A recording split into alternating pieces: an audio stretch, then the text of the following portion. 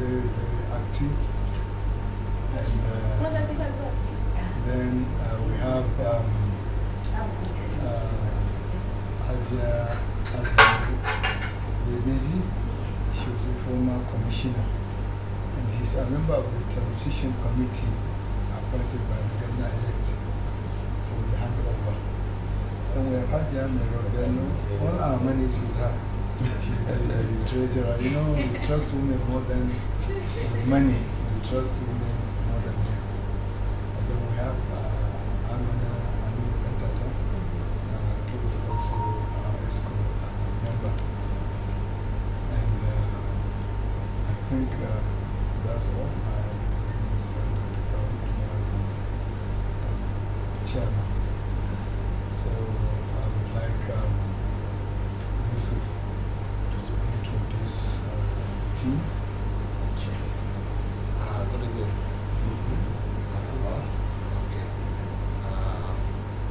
I'll start first by introducing our CEO.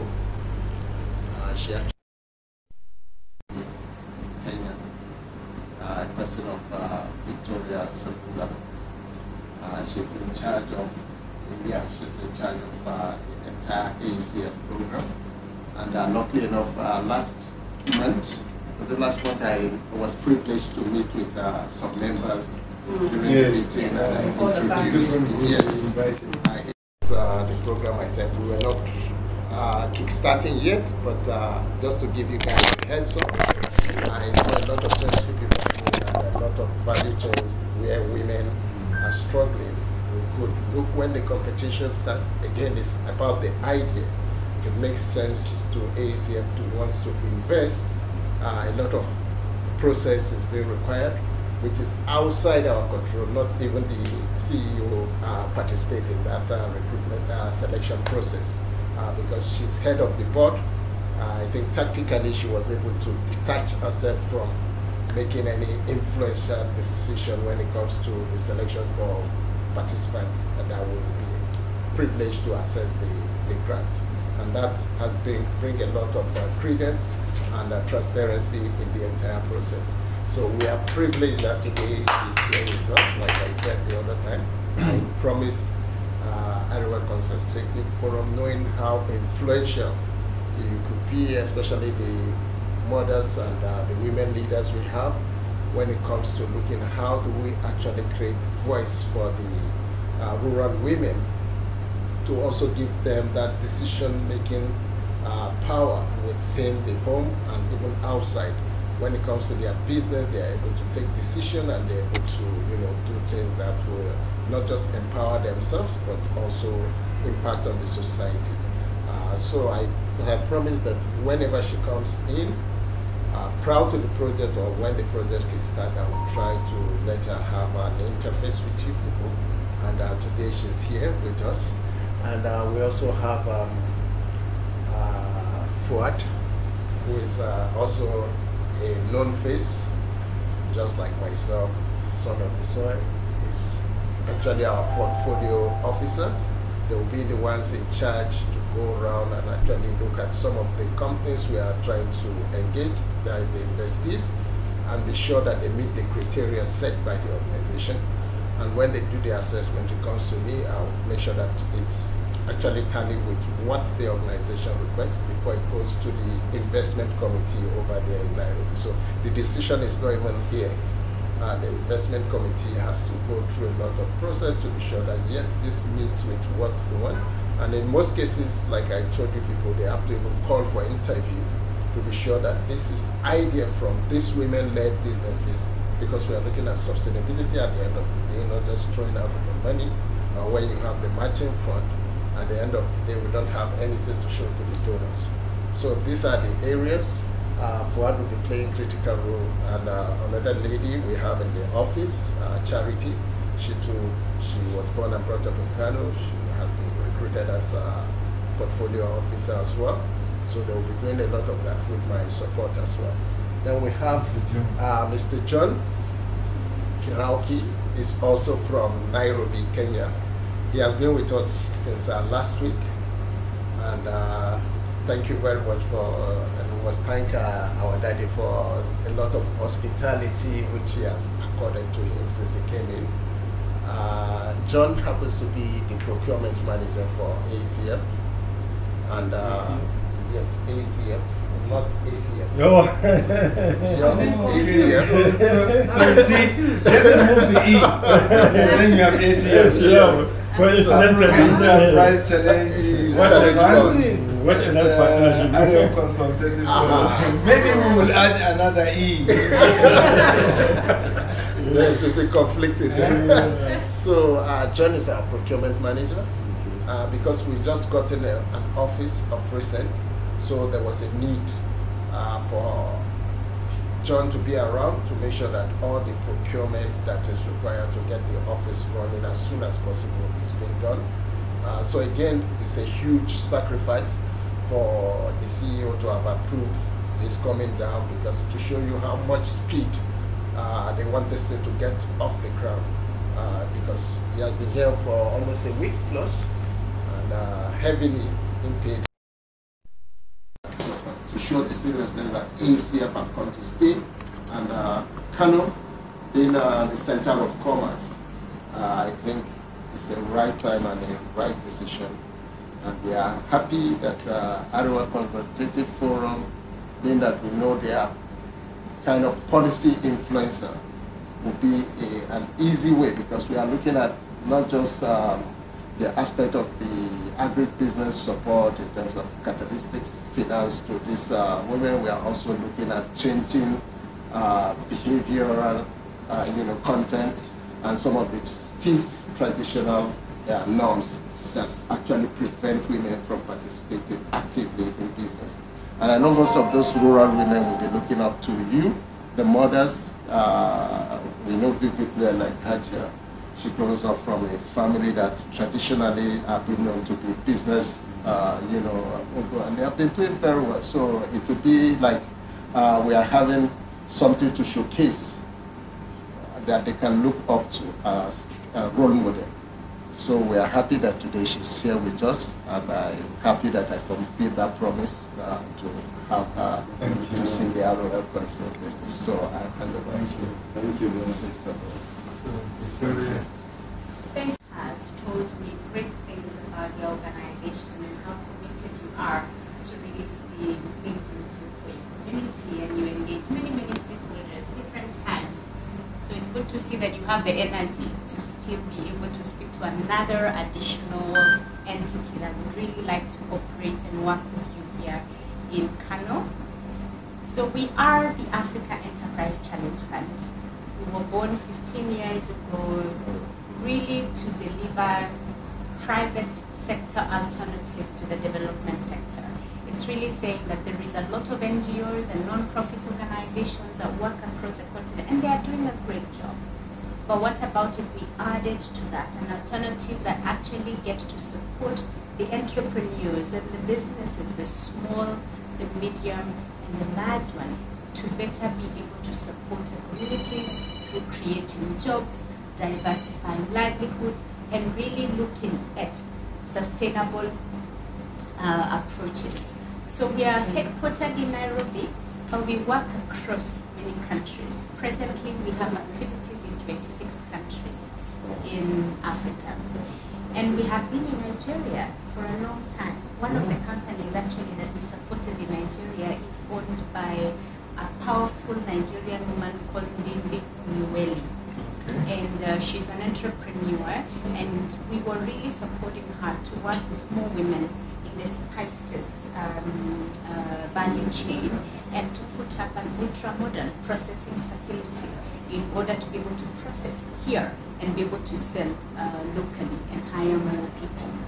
So we have come to Nigeria with Investing in Women in Nigeria program, focused only in Kano. Wow.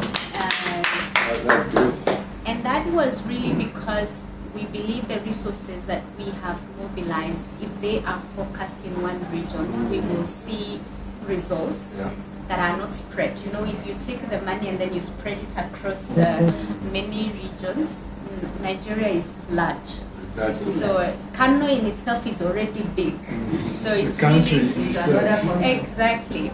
So we need to be able to focus the resources so that we really move the needle in some of the things that have held, especially women, behind. So it is an entrepreneurs focused program. It is really looking at, number one, supporting women businesses to access finance for their businesses in a performance-based grant form.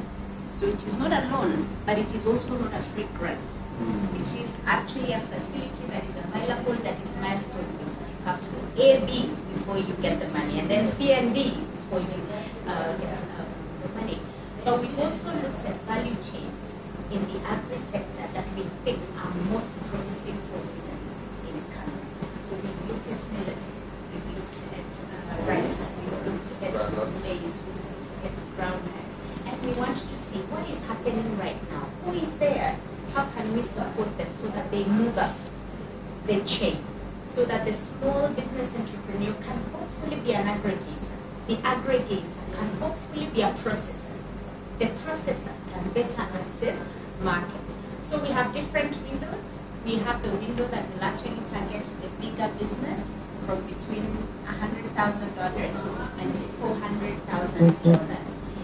And then we have the one that we will work with cooperatives and other financial intermediaries to support the women that are looking for $2,000, $5,000, because they are the ones who oftentimes do not actually get to really be supported. Also to work on understanding better what is it that have held women behind. Yeah. And a lot of times I'm a woman myself, and I grew up in a rural village. I speak right now like I went to school in London, but I just went to a basic school that was government sponsored.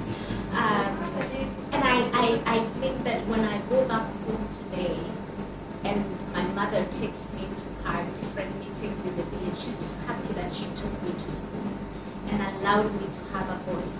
And I think what we want to do is to say, how do we advance women as leaders? They still will be respectful, right? They still will take care of their home. They still will raise their children.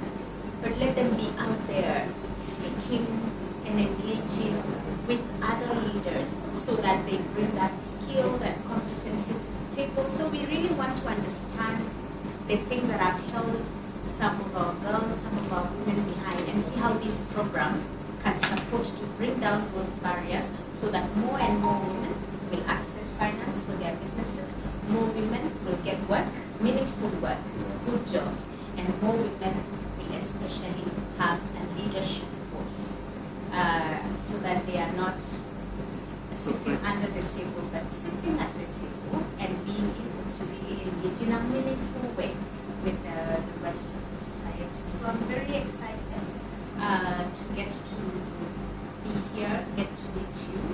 We are looking at understanding what has happened, the community structures, and you are the people who know those. You know what's happening, you know what has worked, what has not worked, and we would like for you to be able to add your voice to what we are doing so that we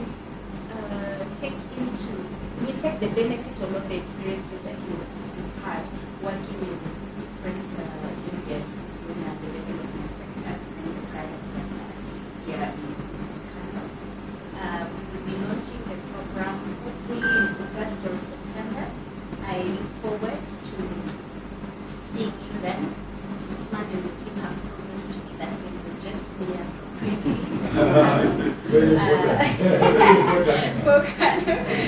So I will be back here with another team also together with our donors, the Global Affairs Canada, and at that time is when we will now be opening up the opportunity for funding with very clear criteria: who qualifies, how do you apply, but also what we do at the AECF is we understand that sometimes you may see an opportunity and you don't really understand very specifically how you can take advantage as an entrepreneur. So the team will be going to different places speaking about the opportunity, and also we offer what is called pre-investment advisory services, where you all sit as potential applicants, and somebody goes through your business and is able to tell you tweak this, tweak that, and so that if there is an opportunity for you to actually get the grant funding, you don't miss out just because you didn't know how to write it, you didn't know how to respond to it. Let it be that you're left out because your business proposition is weak or you're not deserving of the money. But it is not that you could not be able to position your application in a way that actually gets the funding. So that is some of the work that we will be doing as soon as we launch the competition, to make sure that any person who can just be coached and trained to access the opportunity will be able to do that.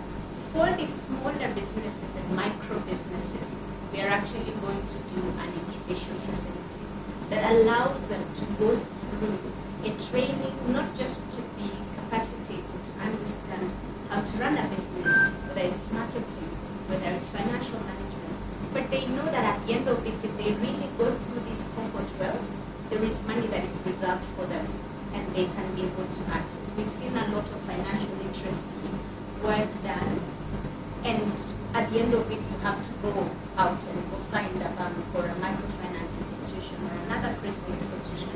But for us, we are offering the acceleration, the capacity building, but immediately thereafter, you can actually be able to access funding from the program. So I'm looking forward to working with all of you, and I'm happy to answer at least some of the questions that you may have for me. Yes. How long is the program going to take, when you come to the time you leave? How long is it? So it's a 6-year program, but 1 year is really... The first, like, you come into Kano, from the beginning of all the trainings and what have you, and choosing the people that are, up to the time you leave.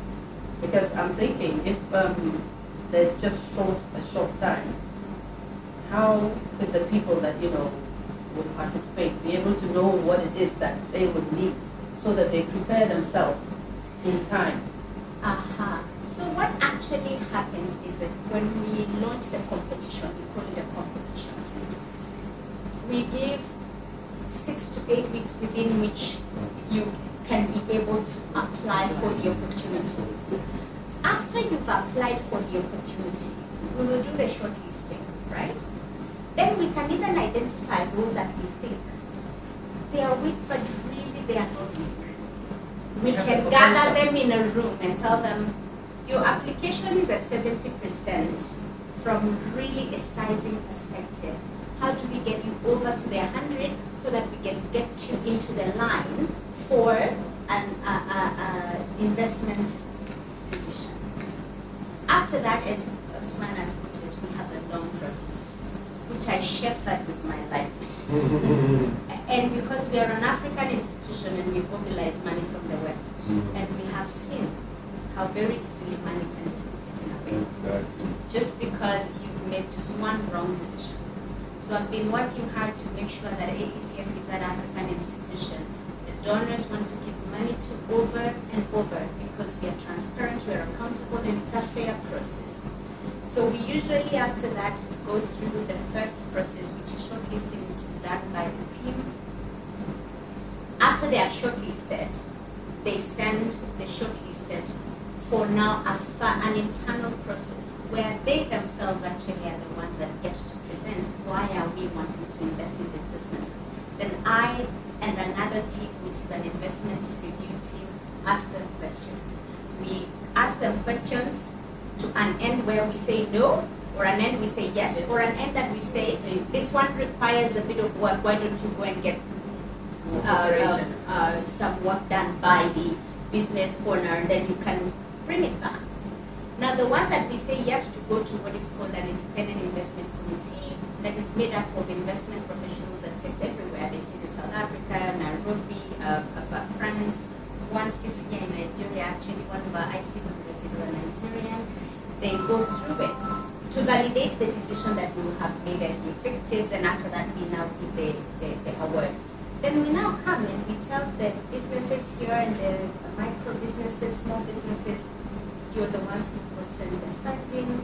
And after that, we give them the funding, and then we also give them technical assistance, working with them to make sure that they are running solid businesses. Because for us, what we believe is that when we leave that program, not Kano, because we are here to stay, we will be running other programs.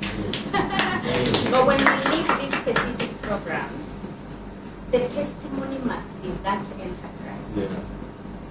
That when we go back later, the person will say, you know, I got the money, and then I was able to expand, I was able to hire more people, I understand better where I source my materials, and so I'm able to do better business than my competitor, and I have now gotten a lot of money from the commercial bank, and I am growing.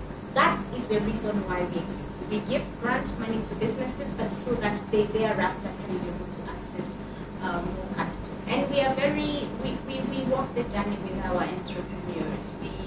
That is why the team is based locally, so that they can be able to access very easily. Yes.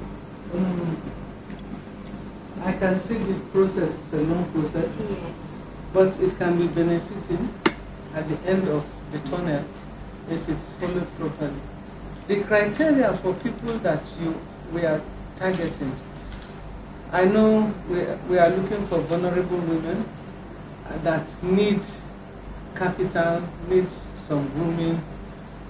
Is it as individual members, as cooperatives, or anchored by an institution?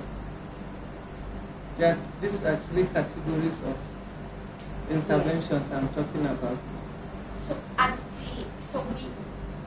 small business level, and you guys correct me if I'm wrong, we have those that are actually within the cooperative system. So we are going to be working with the cooperatives. With a cooperative that is directly working with women entrepreneurs in that particular value chain that we have. So let's say you are a cooperative in the groundnut value chain. Yes. So we will be able to work with the cooperative to actually be able to provide funding to those particular. Then we would also have something else which is about aggregation. So let's say there's an organization that links to the entrepreneurs. So you can be the persons who are aggregating these entrepreneurs, right? Prepare them, then channel them for them to apply for the funding that is available. Don't forget that ACF is comprised of so many skilled people too. Yes. So I'm bringing my interest forward now. Yes. As yes. Because we have an Institute for Human Development, and we deal with a lot of young people, women, and cooperatives. Some are agri-value chain operators, some are just people in agri and all this. So I'm just trying to get a proper sense if they can benefit from this kind of thing, and how do we, as institutions, mobilize them to benefit from this kind of.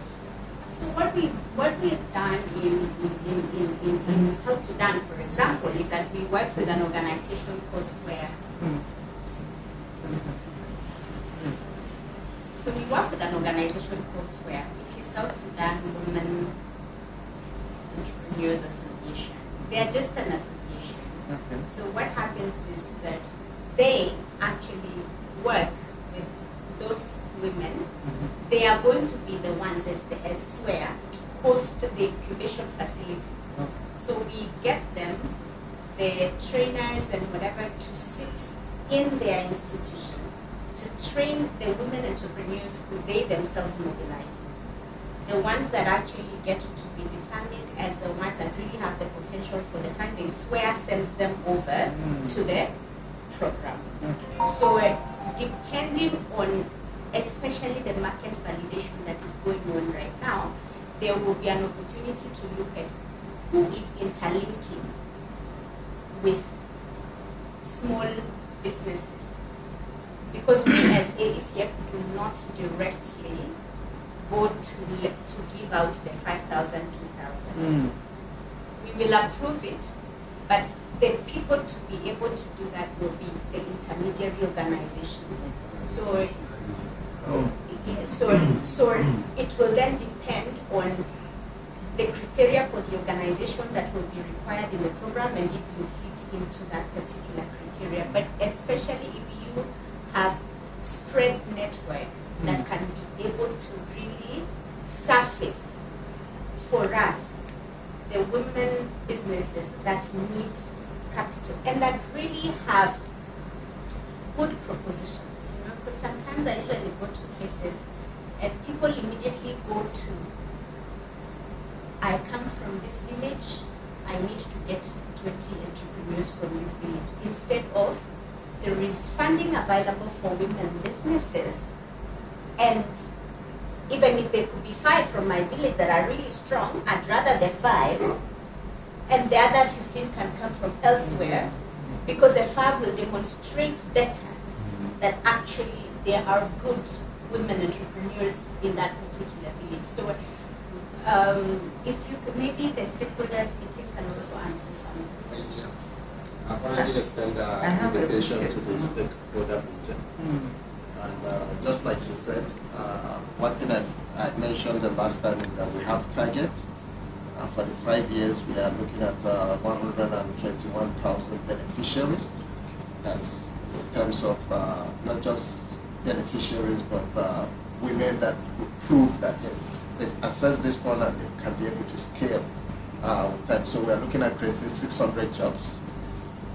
These are not just ordinary jobs. Again, like I said, they must be sustainable jobs that over time after the project we can pinpoint. And like Victoria rightly said, deliberately we decide to concentrate this funding in just Kano.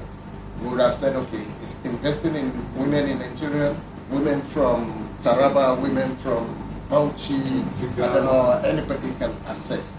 That it becomes very, very minute. You can't pinpoint and say, this is the impact in terms of what the funding has done.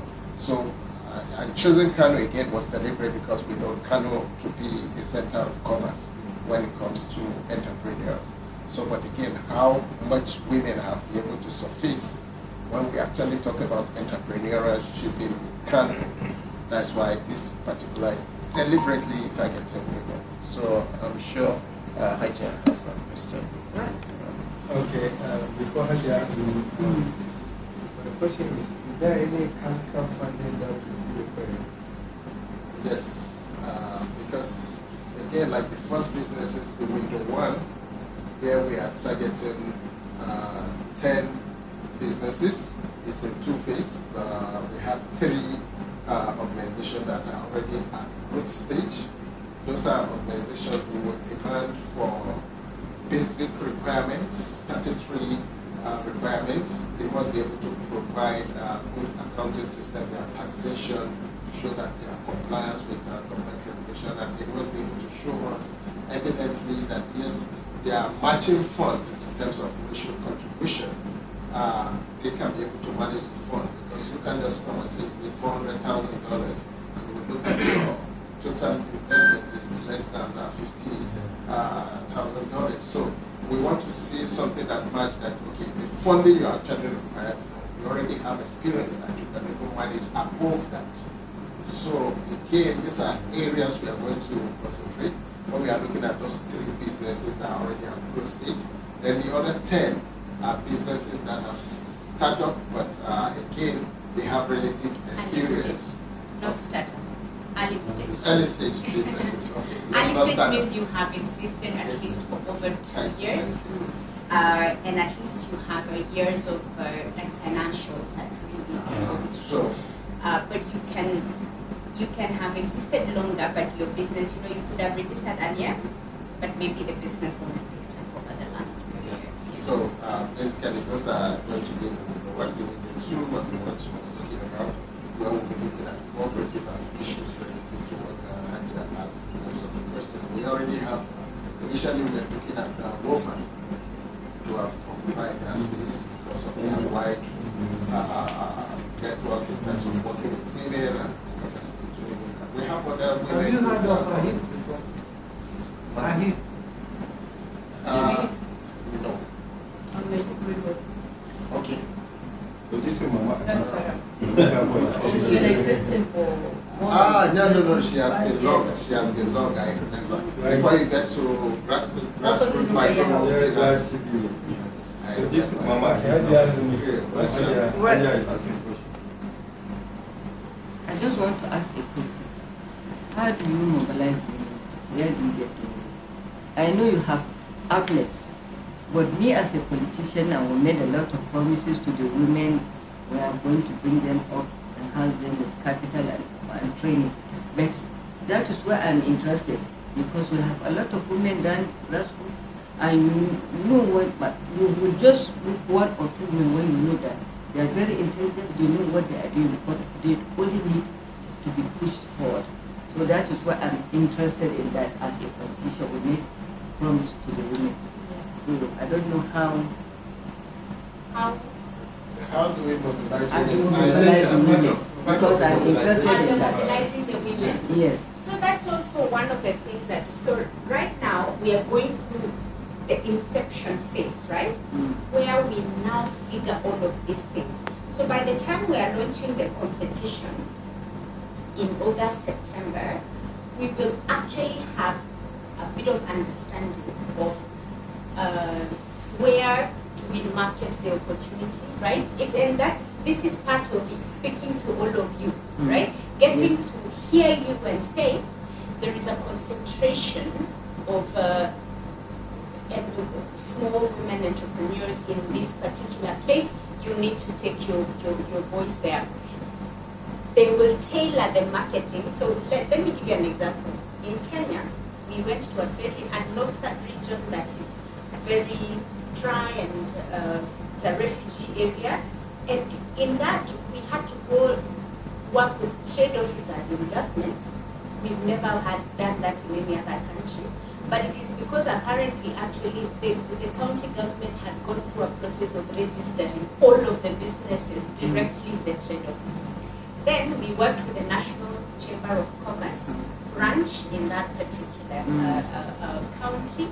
Then we also did market activation. So whenever there would be a market, you know, in this place, Tuesday happens, Thursday there. So the team would go and would put up, loudspeakers and, tell, the business people that there is money for businesses that is available. Take your application to, we went to vernacular stations that were specifically targeted to that community based on coverage.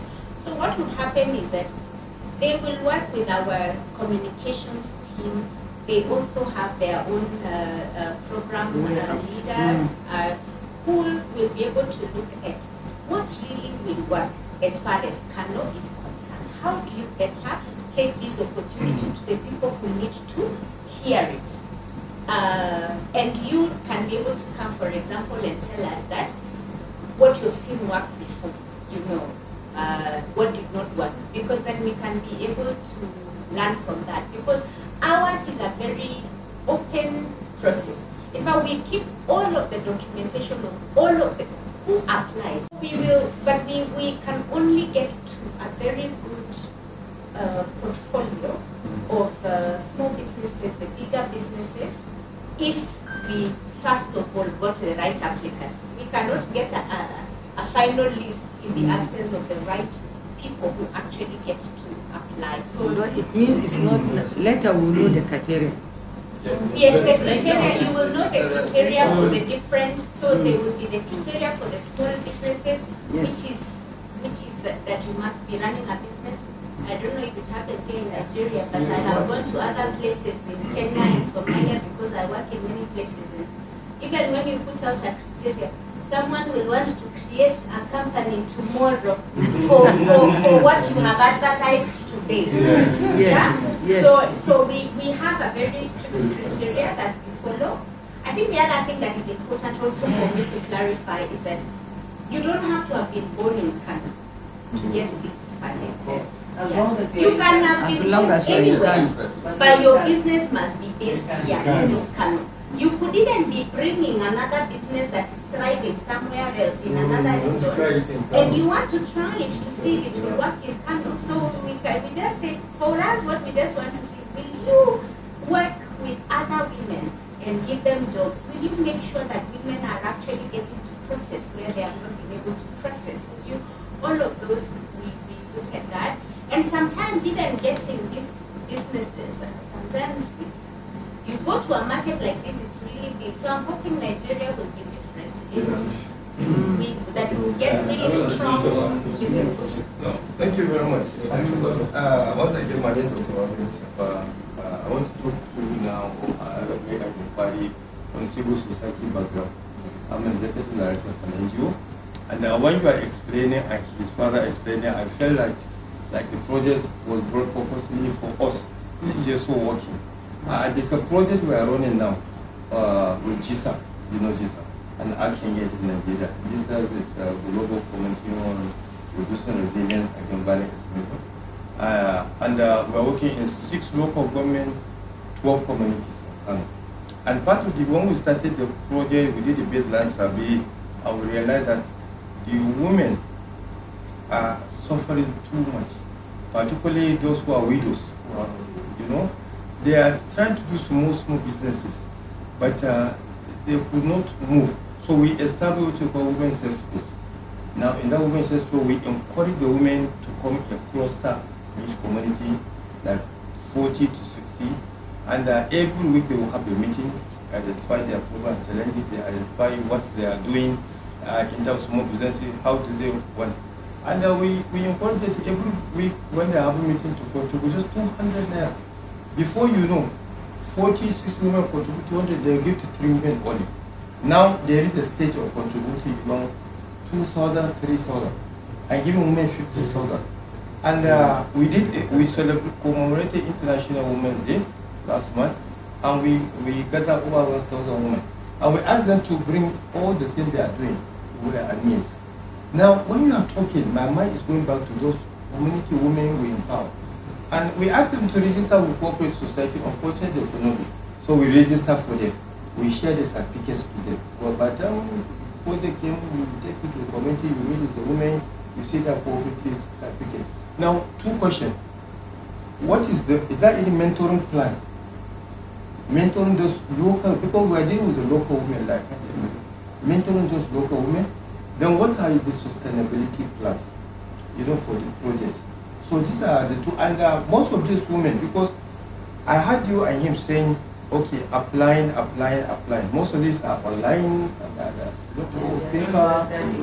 Those local women, who don't write, but they are struggling to survive. I don't know, like Haja Meru said, the organization managing them, are they going to be put online to assist in whatever issue organization? So let us know, because already we have structures existed and register with cooperative, and definitely when you see what they are doing, it's not big, it's small. With small money will make impact in those type of people. Okay.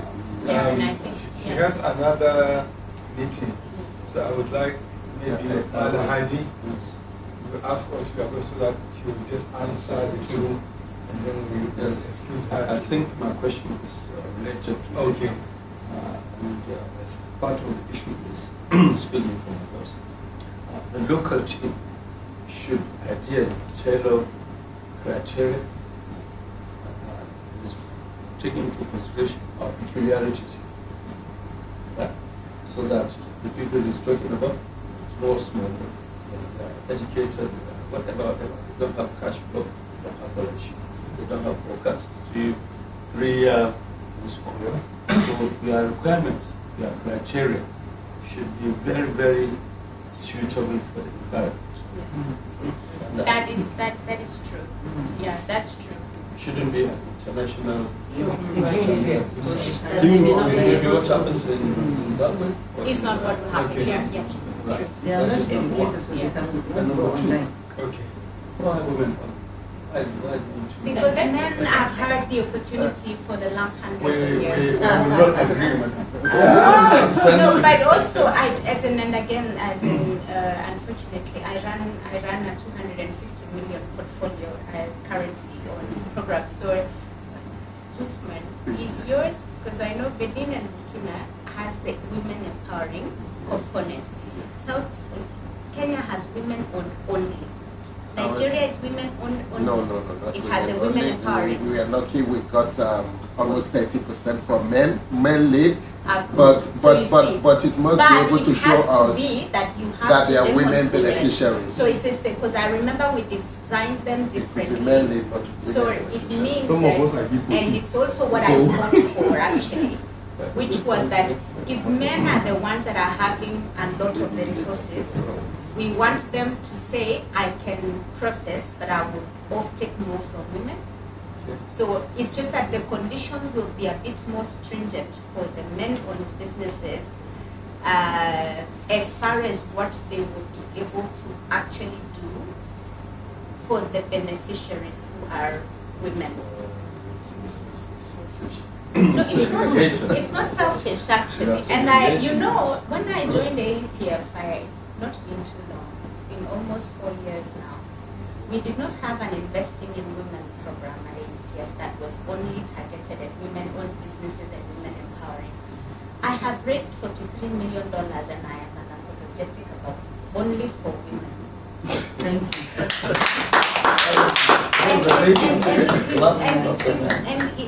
But you see, it is because you have to think about, even in your home, I am sure that the child who is struggling just a bit, you will want to give them a bit of encouragement because you want them to be able to step up. Because you don't want them to continually feel like, am I less than the other one, right? So let's support this one that has potential. So let me speak and I really hope, Usman, we can get exceptional, what we call them gender lens companies. Male-owned companies who really do great things to be able to work with women. That is what we are looking for. But let me answer quickly your question around the work that you've done. What actually we are seeking to do is to leverage on all of the work that you all have done in terms of training, in terms of bringing the women together, and now saying that all of this work that has gone on, this woman is better than before. They are now able to understand a few things and they can move a notch higher. However, we have a criteria. We are not an NGO that delivers programs. We are actually a development funder that is non-profit in nature. So for us, we finance businesses. If you're aspiring to be an entrepreneur, you're not for us.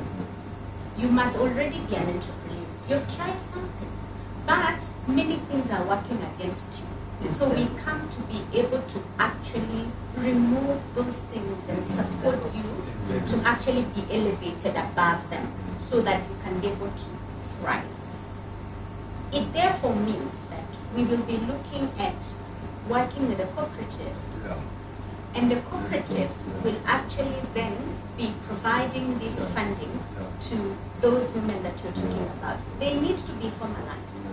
And the reason we insist on formalization is because the reason why a lot of small business women owners don't get funding is because they don't like to formalize or they don't know that they need to formalize. Yet where you go, you're told, where is your certificate? You need to tell them, go and get that certificate. So I'm really proud that you've done that work. And all you need to do is get, and Usman, you guys need to especially get it right on the organization that is going to be the aggregate. The one that actually can be able to go and engage many people who've worked with many women entrepreneurs so that we get to harvest as much as is available. And then for the criteria, it is going to be, it's already there. It is just sharpening it for purposes of marketing opportunity. I hope I have been able to answer your question. The only one concern I have, you made mention statement that You don't need to be born and brought from Kano. But as far as you are doing your business here, you see, we have this Nigerian factor to start, and have to bring it here. Project will go for Kano, targeting Kano citizens. But because of the Nigerian factor, you discover that about 65% to 70% who are beneficiaries, they are not from Kano, isn't it? And we have had that in the even recent federal government introduced programs and other things, you know. And I think Usman, you have to be very careful so that other people from other states, that's a fear, and especially because of our local women, you know, there's organizations who are more experienced, who are exposed because of this project. Some may come up office here, and we have seen it, established structures before you know they are, you know. So it is very, very important. We need to. Okay. Because of the time. I think that's okay, and you guys will be aware. I think that's why we start this sensitization. I've had meetings with AFAN and targeting. They have a lot of women processing. We are sending this information prior to the approval of the project. So we want people so that somebody will not say he was being shortchanged, because like Victoria rightly said, it's going to be like a competition. We throw it open in a transparent manner because that's what the donor wants to see. And again, it depends on how strong and unique the concept note that we we get from these investees shows that yes, this is a business that we are looking at that has that prosperity in terms of scalability and providing jobs and actually making impact at the end of the day. Up to the business, what they call it, the business plan level, where we will now see how serious this business is before we short. So you have a first-hand information from this gathering where you can start looking at the set of entrepreneurs within the North who are actually northern women that we can sell this idea to. Then when the competition starts, they're in better position to know what to do and how to apply. And you know what I hope you will not concentrate in the urban areas. Go down to the local government. That is where we need to help more. Yeah, let's see how it goes. Because also, I think the other thing that I realize is that so we funded a lot of businesses at ACF, and I usually tell people that if I have funding, like I'm going to Liberia tomorrow, and I give out money for Liberians. 3 white people show up in my investment committee. They are very clear on what they are going to do in the most rural part of Liberia. You as a Liberian show up in a video and I can only see half your face. You cannot you couldn't even figure that it was important for you to go into a good place where you can be able to present your business, asking you questions about understanding of your customers. You can't answer. I ask the white young man who is in their 20s about their customer. They know every data and statistic up to the village that they are going. Then for me, I realize this white man is going to change thousands of Liberians in that village better than you, the Liberian, who is choosing not. So what is also important is really, when this opportunity is out, let us get the people who indeed have great businesses and they are local to be able to showcase their strengths. And when we go, I will have you know, when these people go, because you know, if word goes to a village and comes back and tells me that there is a business there when there is not, it will only take a few months before I get to know that there is no business there, right? So because sometimes people also come and present and they tell you big things, only to go down and you want to do due diligence. So let us speak to our community of business people so that they don't get to give up the opportunity for other people when they really do. Thank you so Thank you much. very much. I've forgotten to introduce Mustafa Murtala, who is our media man, the man who is with the camera. And then we have Hawa Umar, who is a fellow of the Institute of Chartered Accountants of Nigeria. and she's also board committee, audit committee member of the biggest private oil company, Seplat, in Nigeria. Nice to meet She came to see me on something else, so it's good to introduce her. We thank you so much, and then I know I have a function in US in September. I hope it will not clash with the launching, because you kept saying August, September, August throughout and here, and I think our function is 9th of September, but when you set up the date, we'll see. Yusuf has told us that there's a function day after tomorrow, and he's inviting 2 people, you say? Yeah, and again, I can share the online version for those who will not be chance. You can just okay, so we'll log put in. it, it's very good because I think for women, It is the validation exercise of all the research. Governor has promised me that he will be there even for 1 hour. So we will attend. And we wish you a safe trip back to Liberia. And like I told you, and the Deputy Governor's house, that within your program we'll find time to visit Liberia. Some of us from ACF. Nairobi. Kenya. Kenya once. You were?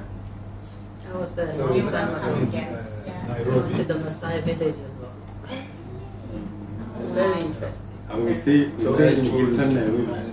So we'll try to be in Nairobi for some few days to see what you are doing, learn from, like you said now, you gave us an example of how perhaps somebody has gone to rural area and he has done a lot for the people. Okay? Thank you very much. Thank you so much.